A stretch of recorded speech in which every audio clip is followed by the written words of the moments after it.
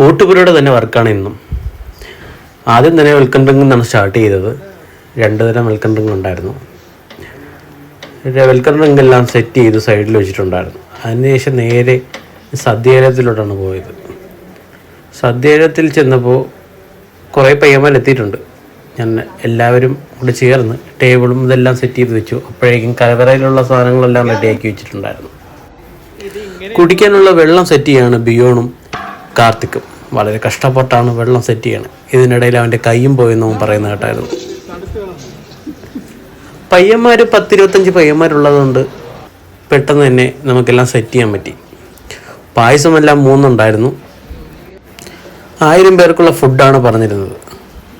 100-300 seating ഉള്ളതിനാൽ 4 പന്തിയിലുള്ള തന്നെ work കഴിയും എന്നൊരു പ്രതീക്ഷ ഉണ്ടായിരുന്നു.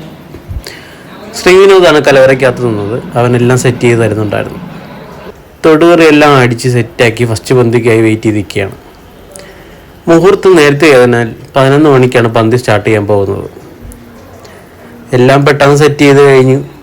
പപ്പടം എല്ലാം വെച്ചു. ബാക്കിയുള്ളവരെല്ലാവരും ആൾക്കാർ വരാൻ വേണ്ടിയിട്ട് റെഡിയായി നിൽക്കുകയാണ്. ഇതിനിടയിലാണ് ഞാൻ ശ്രദ്ധിച്ചത് ഊട്ടുപുരയുടെ മുതലാളി അരൂപ് എന്തൊക്കെയോ ടിപ്പ് പയ്യന്മാർക്ക് പറഞ്ഞു കൊടുക്കുന്നുണ്ടായിരുന്നു. അപ്പോഴേക്കും ആൾക്കാരെല്ലാം എത്തി. ഫസ്റ്റ് പന്തി ഫുള്ളായി. പിന്നെ ഫുഡ് കൊടുക്കാനുള്ള തത്രപ്പാടിലാണ് എല്ലാവരും. പെട്ടെന്ന് തന്നെ ചോറെല്ലാം സെറ്റ് ചെയ്ത് റെഡിയാക്കി. ഫസ്റ്റ് പന്തി വളരെ വേഗത്തിൽ തന്നെ കഴിഞ്ഞിരുന്നു. പിന്നെ പതുക്കെ സെക്കൻഡ് പന്തി, തേർഡ് പന്തി, അങ്ങനെ 3 പന്തി എളുപ്പം ഫുള്ളായിരുന്നു.